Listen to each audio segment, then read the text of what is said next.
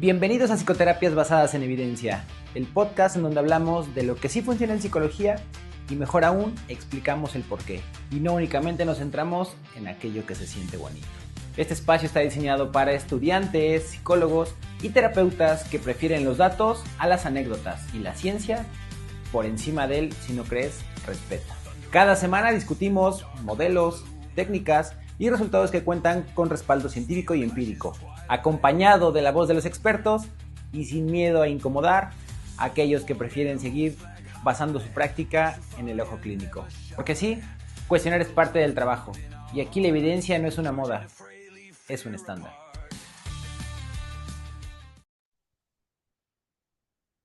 Listo. Bienvenidos amigos a un episodio más de este proyecto que tenemos denominado Psicoterapias Basadas en Evidencia, y el día de hoy nos acompaña nada más y nada menos que Miriam Rocha, que ahorita estábamos platicando brevemente en la previa y yo estaba como muy emocionado porque digo, bueno, tenemos cada vez invitados que tienen mucha más trayectoria y ya bueno, ustedes lo irán viendo sobre la marcha. Miriam Rocha es psicoterapeuta sanitaria en ITEMA, donde también es docente y divulgadora en redes sociales. Estoy un tanto emocionado en este inicio, entonces ya cuando lo vean en la retransmisión van a decir, ay, este cuate, ¿cómo se estuvo trabando? Miriam, bienvenida. Pues muchas gracias a ti, Carlos, por invitarme. Bien, vamos a hablar el día de hoy acerca, bueno, como te comentaba en la previa, también para no entrar como tan de sopetón, porque creo que estos nervios me están jugando un poco en contra, pero para no entrar tan de lleno, te comentaba de inicio que este proyecto está dirigido para estudiantes de psicología, psicólogos y psicoterapeutas que están acercándose, ¿no? Que están teniendo sus primeros contactos a esto que llamamos terapias basadas en evidencia. Entonces, si tú tuvieras que explicar, así como decimos aquí en México, con peras y manzanas, ¿qué dirías que es un análisis funcional de la conducta? Vale, bueno, pues yo siempre, bueno, intento explicar que el análisis funcional es en realidad una explicación en términos científicos del comportamiento, de cualquier conducta. ¿Por qué en términos científicos? Pues porque para esa explicación recurrimos a los principios de aprendizaje, que son los mecanismos que la ciencia, digamos, ha demostrado que son los que explican el comportamiento humano. Entonces, realizar un análisis funcional quiere decir que nosotros vamos a seleccionar el comportamiento en cuestión que nos interesa que sea explicado y vamos a recurrir a ver qué procesos de aprendizaje explican que se haya aprendido, valga la redundancia, y que se esté manteniendo, digamos. Y, por ejemplo, sucede mucho que a veces cuando nosotros estamos en el área universitaria, nos enseñan, o sea, de lleno te dicen, ¿sabes qué? Este es tu manual de diagnóstico y nos dan el famoso DSM-5 o el CIE-11, me parece que van en el 11. Si tuviéramos que poner en contraste ambas perspectivas, ¿cuál dirías que es la diferencia entre un diagnóstico de manual y un análisis funcional? Vale, pues bueno, yo creo que la principal diferencia, bueno, una de las diferencias es que al final los manuales diagnósticos lo que permiten es clasificar, digamos, a las personas y sus problemáticas, por decirlo de algún modo, bajo etiquetas resumen. Eso quiere decir que personas que tienen unos comportamientos problemáticos similares que encajan bajo, digamos, la etiqueta de depresión, se les va a poner este diagnóstico. A los que encajan más o menos porque cumplen los criterios suficientes en la etiqueta trastorno de ansiedad, digamos, pues les vamos a meter, digamos, en este cajón desastre. Lo que pasa que si nosotros vamos a la etiqueta y repasamos lo que le pasa a todas esas personas que han sido etiquetadas bajo el mismo diagnóstico, nos vamos a dar cuenta de que las problemáticas son muy distintas, ¿vale? Que podemos resumir su problema bajo la misma etiqueta, pero a nosotros como clínicos, digamos como terapeutas, esa etiqueta nos va a decir muy poco de lo que le pasa a la persona, nos va a decir muy poco de cómo se ha originado esa problemática, de cuáles son las conductas problema eh, individuales de cada una de esas personas, cómo se han originado, como he dicho, cómo se están manteniendo y por tanto nos va a decir muy poco sobre cómo tenemos que intervenir en cada persona, ¿no? Las etiquetas diagnósticas responden a un modelo médico, pero no son útiles para la forma de proceder de los psicólogos. Nos van a permitir hablar en términos resumidos y luego, pues, si quieres, ya entraremos, pero pueden tener, igual que tienen sus ventajas, ¿no? Que también podemos encontrarle ciertas ventajas, pueden tener muchos inconvenientes. Y el primero es que para nosotros no son útiles para explicar verdaderamente el problema de la persona, ni son útiles para derivar de ello ninguna intervención. Y esto, bueno, creo que es a nivel terapéutico, bueno, a nivel del terapeuta, a nivel del consultante o del usuario, ¿cómo dirías que pudiera jugarle esa etiqueta? Claro, pues buena pregunta porque ahí entran esas posibles ventajas a veces y también esos muchos inconvenientes. Señalo alguna ventaja por también ser justos, ¿no? Es verdad que cuando la gente viene a terapia, viene buscando entender qué le pasa y una solución a lo que le pasa y a veces el poner nombre ya es tranquilizador. O sea, el saber que lo que le pasa ha sido identificado por los profesionales, ¿no? Que es común a muchas personas, que muchas personas pueden estar teniendo el mismo tipo de problemáticas y que existen soluciones, pues eso ya es tranquilizador.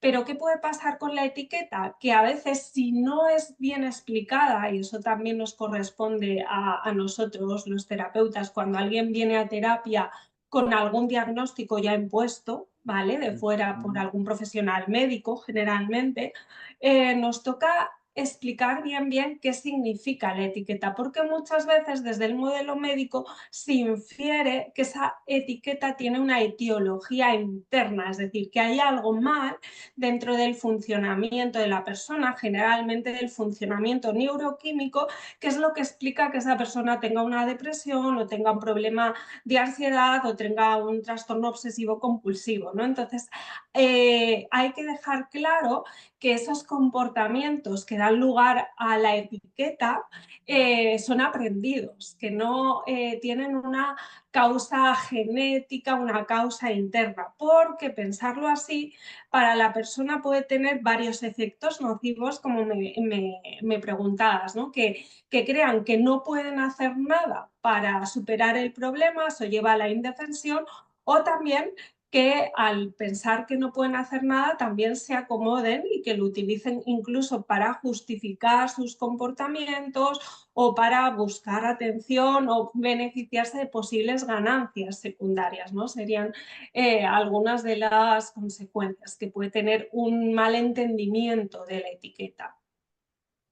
Y creo que ya viéndolo de esta manera, obviamente podemos darnos cuenta entre la diferencia y los beneficios que tiene, pues, adherirnos a un modelo que sea completamente explicativo y que también pueda ser lógico, ¿no? Para el consultante, porque a veces el decirle, es que mira, lo que pasa es porque tus ancestros han tenido estas situaciones o porque justo hay cosas dentro de ti, justo como tú lo comentabas, ¿no? Le quita poder de cambio al propio consultante. Ahora, si tuviéramos que desmenuzar este análisis funcional, ¿cuáles dirías que son las partes que lo componen? Vale, bueno, pues muy buena pregunta también para entender el análisis funcional, porque creo que es una herramienta mucho más completa de lo que a veces incluso los profesionales somos capaces de transmitir, porque el análisis funcional es muy amplio. Por un lado estarían lo que llamamos las variables funcionales, que son precisamente esas que plasman los procesos de aprendizaje subyacentes a una conducta, ¿no? Lo que yo antes comentaba, que es el análisis funcional. Entonces aquí, dependiendo del comportamiento que estemos analizando, pues pueden subyacer mecanismos de condicionamiento clásico, que seguramente les sonará a nuestros oyentes, o mecanismos de condicionamiento operante. Pero el análisis funcional es mucho más allá de eso, mucho más allá de los procesos de aprendizaje, porque a la hora de entender por qué se da un comportamiento hay que entender un montón de variables que forman parte bien del contexto en el que opera, se comporta, interactúa la persona, o bien de la propia persona, porque sabemos que la propia persona también somos contexto, ¿no? Esas variables que forman parte ya de nuestra historia de aprendizaje, esas reglas que a lo mejor hemos aprendido y que influyen en que ante determinada situación actuemos de una determinada manera.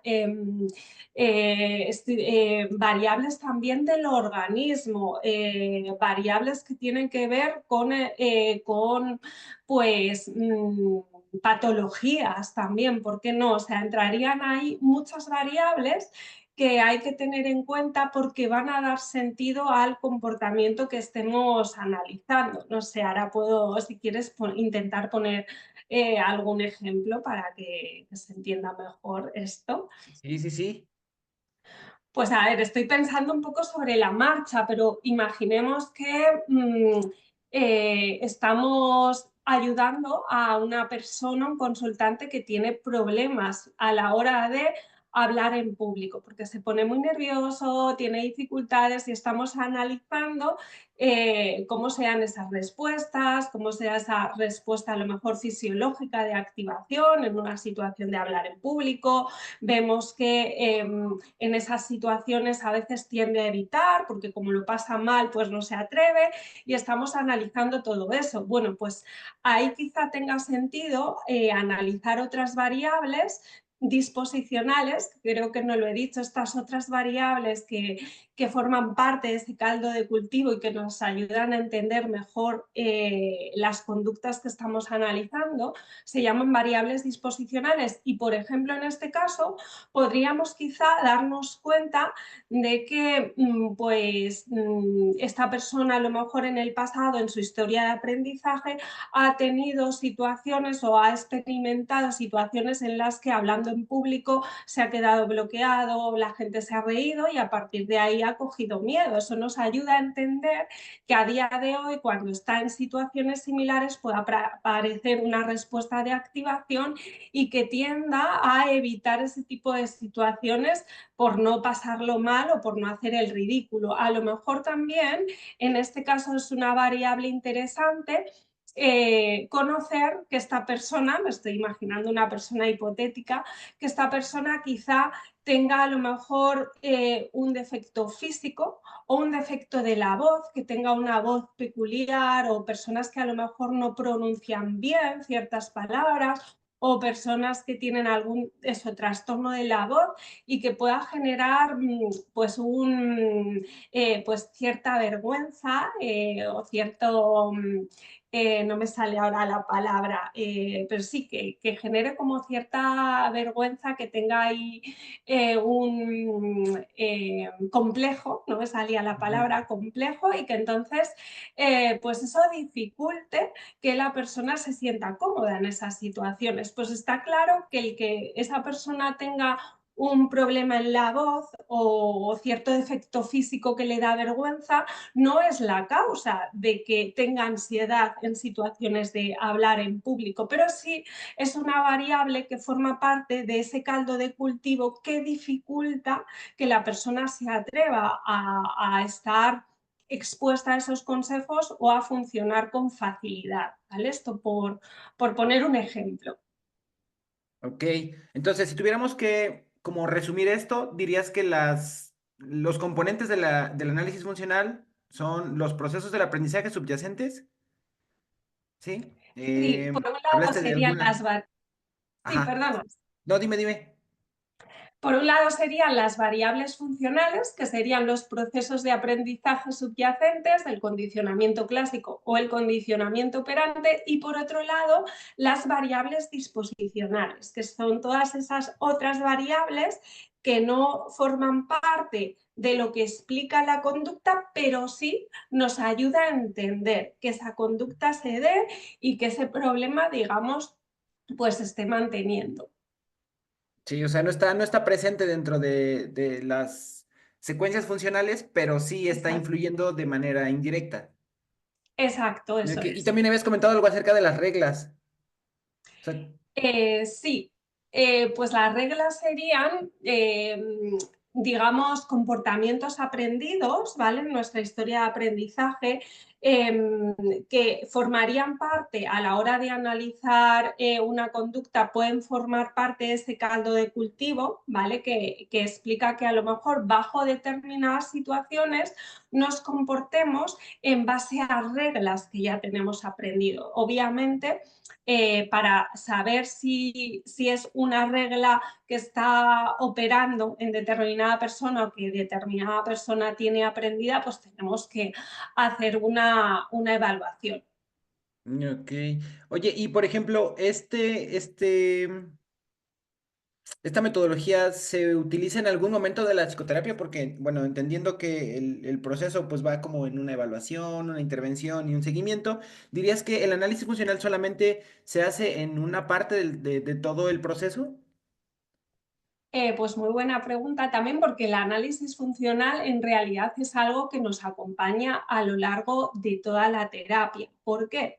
Porque, bueno, en un primer momento es el que va a ayudarnos a saber qué intervenir, ¿no? Durante las primeras fases, durante la primera fase de la terapia, esas primeras sesiones, como tú bien has dicho, Carlos, vamos a evaluar, es decir, vamos a recoger datos para hacer el análisis funcional del caso. El análisis funcional del problema que o problemas que presenta esa persona. Entonces, en ese momento, ese análisis funcional va a reflejar cómo está el problema a día de hoy, en el presente, ¿no? Y nos va a permitir diseñar una intervención. Pero a lo largo del proceso de terapia pasan varias cosas. Ese análisis funcional probablemente se vaya enriqueciendo porque vamos a ir conociendo aún más datos de la persona, vamos a ir conociendo más información y enriqueciendo, añadiéndola a ese análisis funcional. A veces vemos que parte de ese análisis funcional puede ser incorrecto porque aparecen datos que desmontan un poquito las hipótesis iniciales o que añaden información que también tenemos que contemplar de cara a la intervención. Es decir, ese análisis funcional va a irse modificando, es algo constructivo. Pero además de irse enriqueciendo, es que además va modificándose en la medida que la persona va cambiando ya cosas, va haciendo las cosas de otra manera porque va incorporando las estrategias que nosotros entrenamos durante la terapia o va siguiendo las pautas que le damos. Entonces, necesariamente el problema original va cambiando. De hecho, nosotros decidimos dar el alta porque ya nos están dando los comportamientos Ujú. problemáticos que inicialmente hemos identificado. Fíjate que qué importante es esto que mencionas, ¿no? El hecho de tener una herramienta de este tipo nos permite justo saber dónde estamos parados todo el tiempo. Ahora, dentro de algunos modelos de intervención terapéutica, a veces se sostiene que el propio terapeuta es como el poseedor de la verdad y de la información de por qué está pasando esto. ¿Este análisis funcional es únicamente para nosotros o también se lo compartimos a nuestros usuarios? Muy bien planteado porque efectivamente ese análisis funcional debe ser compartido. O sea, yo defiendo profundamente el compartir información con nuestros consultantes sobre su problema, porque eso es lo que va a permitir que siendo conscientes de por qué hacen lo que hacen o cómo han surgido los problemas por los que vienen a terapia, tengan más capacidad de prevenir que esos problemas se den a futuro y por otro lado que sepan durante todo el proceso de terapia por qué les vamos a pedir que hagan ciertas cosas, porque les vamos a indicar que hagan cosas que igual a priori no son fáciles, exigen un esfuerzo, porque exigen que se enfrenten a sus miedos, a desarrollar habilidades distintas, tienen que saber por qué. Entonces, siempre es más potente el cambio si son conocedores y siempre es más potente también la adhesión a la terapia si son conocedores de qué les está pasando, tienen una explicación que sea tranquilizadora, pero que les dé comprensión de lo que va a suceder a continuación durante el proceso de terapia. Y entonces, teniendo esa mayor adhesión y ese mayor conocimiento, pues yo creo que la terapia va a dar siempre mejores resultados, desde luego. Ok, ahora voy a entrar en un tema que tal vez no viene tan de lleno con esto que estamos haciendo, pero creo que puede también ser una pregunta interesante y es, ¿la herramienta funciona por sí sola? ¿La metodología trabaja por sí sola? ¿O crees que también se requieren de habilidades específicas de los terapeutas? Bueno, yo creo que para hacer terapia se requiere habilidades, se requiere habilidades que vamos entrenando. Es decir, no por el hecho de analizar funcionalmente un comportamiento, saberlo explicar en términos científicos y ser muy técnicos y rigurosos con eso y tratar de utilizarlo diseñando una buena intervención, no por tener ese conocimiento y hacer esos pasos, la terapia va a funcionar. Para que la terapia funcione tiene que ir unido, ¿no? A una serie de habilidades prácticas que van a permitir llevar ese conocimiento a la práctica, digamos, para, para que todo tenga sentido. O sea, para ser buenos terapeutas, digamos, tiene que haber una unión entre el conocimiento teórico-técnico y las habilidades prácticas. Tú puedes ser muy científico, muy riguroso y no tener la capacidad de transmitir didácticamente ese conocimiento al consultante, ni tener la capacidad de que se sienta escuchado o ni, no tener la capacidad de motivar y de hacer que sea capaz de hacer cosas que pueden ser difíciles. O sea, hay un montón de habilidades que tenemos que desarrollar y que van más allá del conocimiento técnico, pero que en sí mismas esas capacidades van a permitir que ese conocimiento técnico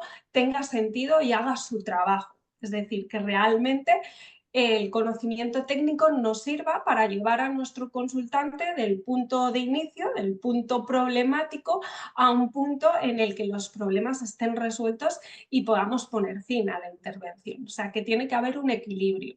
Y efectivamente, perdón que me alargo, pero sí que quiero puntualizar que el tener ese conocimiento sobre los principios de aprendizaje y hacer uso de él durante la terapia, creo que es una diferencia clave entre clínicos que hacen uso de ese conocimiento y clínicos, que entiendo que los hay, sabemos todos que los hay, que van un poco basándose en el sentido común o sin ninguna teoría o conocimiento con base científica sobre la conducta, ¿no? Creo que ahí sí que puede haber diferencias claves en el éxito de la intervención. Y con esto que comentas, nos damos cuenta que la cosa se pone mucho más compleja, ¿no? O sea, es como para nosotros hacer una buena evaluación necesitamos conocer la metodología del análisis funcional de la conducta. Y aparte de eso, lo tenemos que emparejar con habilidades que se entrenan, se desarrollan constantemente. Hace tiempo escuché a una persona que decía en un podcast que nosotros como terapeutas, nuestro trabajo era hacer que los usuarios hagan cosas que no quieren hacer, ¿no? Y entonces, bueno, convencerlos de hacer cosas que no quieren hacer. Y para ello, justo lo que tú comentabas, ¿no? El hecho de tener conocimiento de cuáles son los procesos psicológicos que están operando, de conocer cuáles son las operaciones motivadoras y cómo utilizarlas en tiempo real, pues hace que esto sea un trabajo súper, bueno, desde mi perspectiva es muy sofisticado, ¿sabes? Y esto justo creo que viene a lo que tú comentabas. Esto hace la diferencia entre una terapia que está funcionando y que puedes explicar por qué funciona y otra que pues a veces puede funcionar y en otras tal vez no. Ahora, a manera de volver esto todavía un poquito más específico, si tuviéramos que darle como recomendación al estudiante, ¿qué cosas tiene que estudiar para poder aplicar o entender y aplicar un buen análisis funcional? como recomendaciones a estudiantes? Bueno, lo primero, que se formen en lo básico, en los principios de aprendizaje, que sepan que es un condicionamiento clásico, que es un condicionamiento operante. Y a partir de ahí, eh, yo ahí ya diría paciencia, porque es una habilidad que se va perfeccionando. Esto lo digo porque muchas veces los estudiantes me transmiten con cierta angustia el decir, es que no sé cómo hacer fácilmente el análisis funcional. Bueno, pues al principio todos hemos empezado costándonos bastante pues identificar qué elementos tienen qué función, pero con la práctica lo vamos agilizando. Entonces, lo que les diría es que entrenen esa mirada funcional, es decir, ese dirigirnos a los problemas psicológicos, dirigirnos a lo que el consultante nos cuenta que les pasa con ese afán de tratar de identificar las funciones, de identificar los procesos de aprendizaje ahí y con paciencia ir discerniendo pues cada vez probablemente con más facilidad qué es qué, ¿no? Dentro de la secuencia. Pero bueno, les animaría a esa práctica, incluso esa práctica que se puede hacer también en el contexto cotidiano, ¿no? En ver, pues voy a intentar explicar por qué me comporto de esta manera, por qué cierta persona se comporta así, ¿no? Con vistas a intentar, pues, entrenarnos, ¿no? Sin que se nos vaya la cabeza tampoco, que no podemos estar todo el rato analizando todo. Claro. Hay que saber descansar también. Y es, por ejemplo, cuando tú hablas de esta mirada funcional, cuando hablamos de funciones nos estamos refiriendo a como, ¿por qué está pasando esto? ¿Dirías que esa es como una pregunta que pudiera, o para qué está pasando esto? Son preguntas como que pudieran explicar. Exactamente. Ok, Sí, puede ser. Son preguntas, de hecho, típicas a la hora de desgranar o de analizar funcionalmente una conducta, ¿no? Sabemos que hay algo que está pasando, o sea, un comportamiento que se está dando. Pues vamos a analizar por qué ocurre o para qué ocurre, es decir, qué lo detona, cuál es el antecedente, o en el caso de que sea un comportamiento operante que ya sabemos que se mantiene por las consecuencias, pues vamos a preguntarnos para qué ocurre, qué sucede después, qué está consiguiendo ese comportamiento. ok. Ahora, yo sé que esto está como de más, ¿sabes? Pero a veces se considera todavía en el 2025 que lo único que nosotros hacemos es observar la conducta manifiesta, ¿no? Y entonces, ¿cómo le podemos derivar funciones al lenguaje?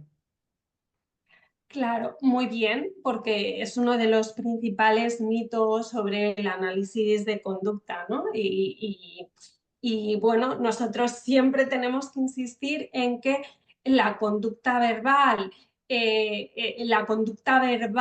encubierta, es decir, privada, eso que hablamos con nosotros mismos, digamos, también se puede analizar, igual que cualquier respuesta fisiológica que igual no está siendo perceptible, pero que uno mismo nota, ¿no? Entonces, todo esto se puede analizar. La función que pueda tener el lenguaje encubierto, el discurso privado, pueden ser muchas y nos toca evaluarlas en sesión, y para eso tendremos que hacer preguntas sobre en qué momento aparece este discurso interno, qué consecuencias tiene cuando se da, para ver si, bueno, pues si está siendo reforzado de alguna manera, está cumpliendo una función o está ya muy automatizado. O sea, pueden suceder muchas cosas, y también de la función que esté cumpliendo y de la topografía, incluso el contenido de ese discurso, dependiendo de eso,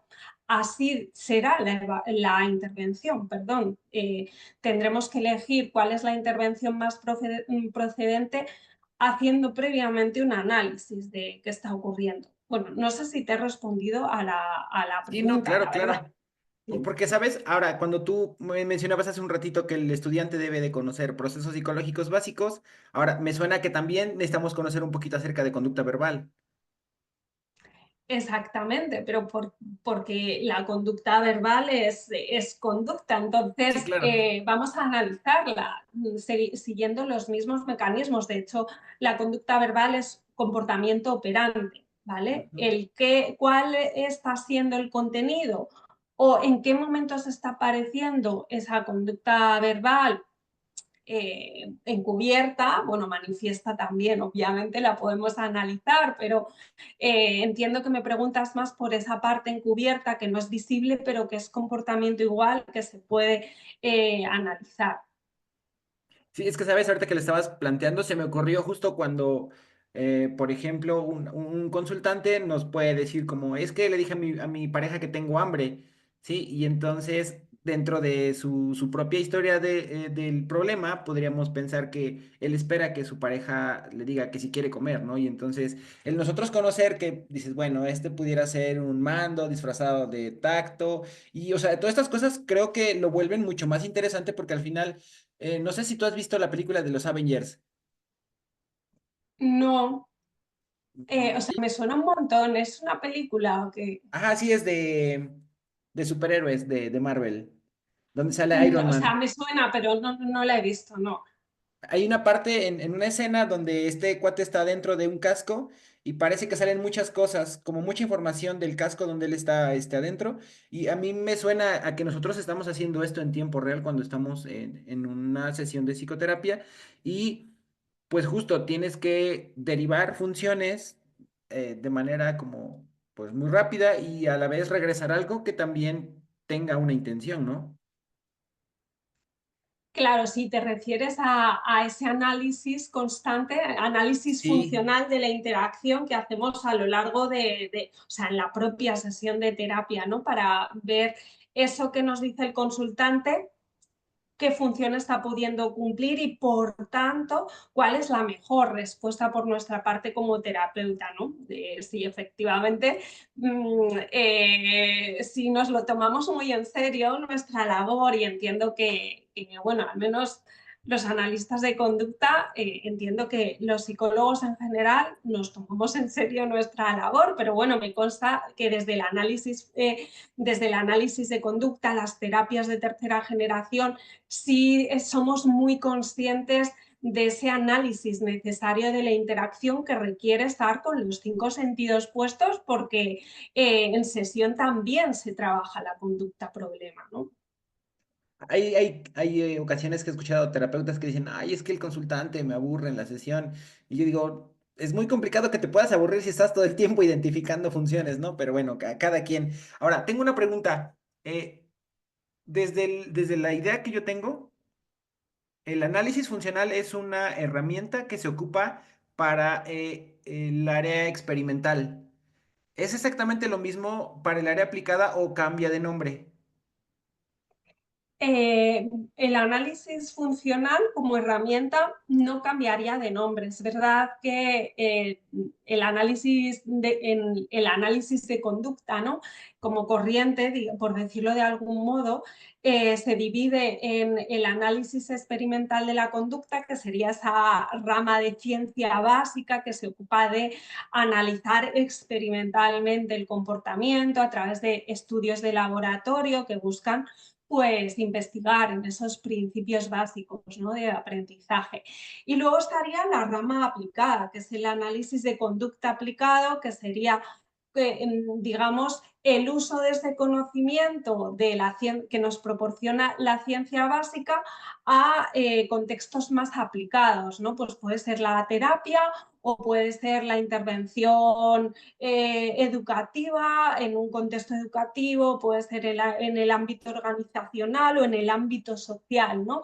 Cómo nutrirnos de ese conocimiento sobre los principios de aprendizaje para desarrollar tecnologías aplicadas que nos permitan, digamos, mejorar la vida, ¿no? de las personas, mejorar el comportamiento, la adaptación a sus contextos. No sé si te referías a esto con Sí, la sí, sí. pregunta. Y creo que esto también abre mucho el abanico porque muchas veces se piensa que esto nada más es de aplicación clínica, ¿no? Y el hecho de saber que podemos hacer intervenciones educativas y organizacionales desde la misma metodología, pues justo nos permite como estar en todos lados sin decir como, ah, yo soy psicólogo organizacional, porque de hecho un análisis de conducta lo podría hacer, ¿cierto? Efectivamente, de hecho, eh, o sea, hay mucha gente, yo tengo, como también imparto formación, tengo la suerte de entrar en contacto con mucha gente interesada en descubrir la herramienta del análisis funcional y para mí, mi satisfacción me he encontrado gente que viene de otros ámbitos, no solo el clínico, del ámbito deportivo, del ámbito organizacional, que también tienen su propia herramienta a la hora de analizar funcionalmente los comportamientos en una empresa. Y creo que, pues como decíamos antes, ¿no? Cuando enfocamos los problemas, el análisis de los problemas desde esa mirada funcional, tratando de entender por qué la gente se comporta como se comporta, nos va a permitir diseñar intervenciones, diseñar cambios mucho más ajustados a lo que verdaderamente está ocurriendo.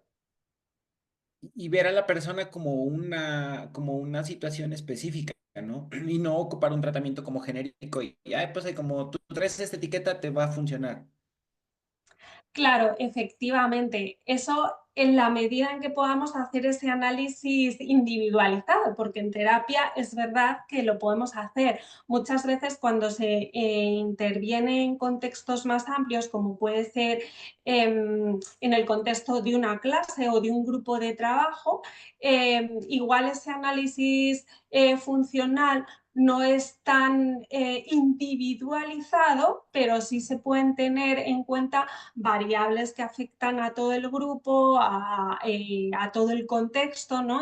Bueno, pues diseñar intervenciones lo más ajustadas posibles si no son completamente ajustadas a un individuo, que a veces sí pueden serlo también en las organizaciones o en la escuela, porque a veces hay que diseñar adaptaciones a un individuo concreto. O sea que, bueno, siempre el grado de individualidad pues puede variar, ¿no? Según el ámbito de trabajo.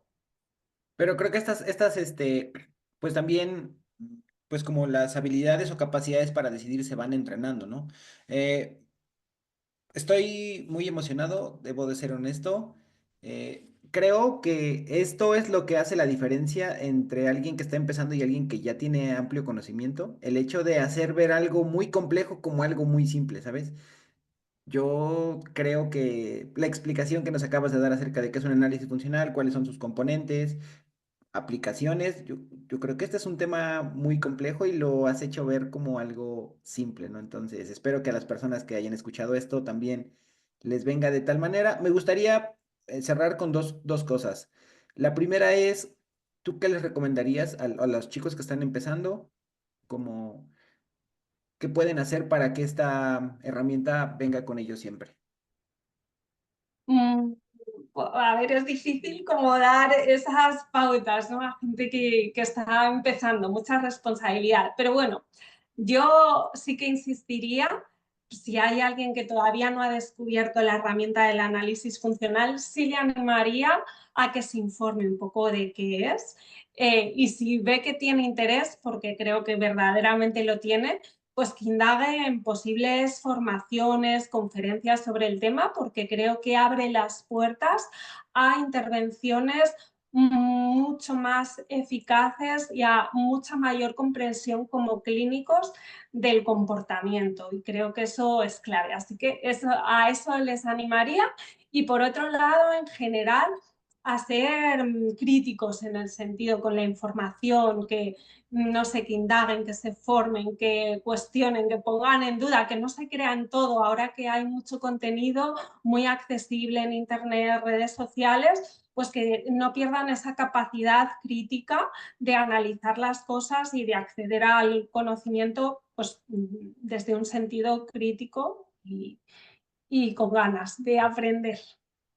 Bien, muchísimas gracias. Y ya por último, nada más, ¿dónde te pueden seguir? ¿Dónde pueden estar al pendiente de tu trabajo? Y también si tienes, este espacio ya es para si tienes algo que promocionar, algún curso, un taller, conferencia, lo que tú quieras.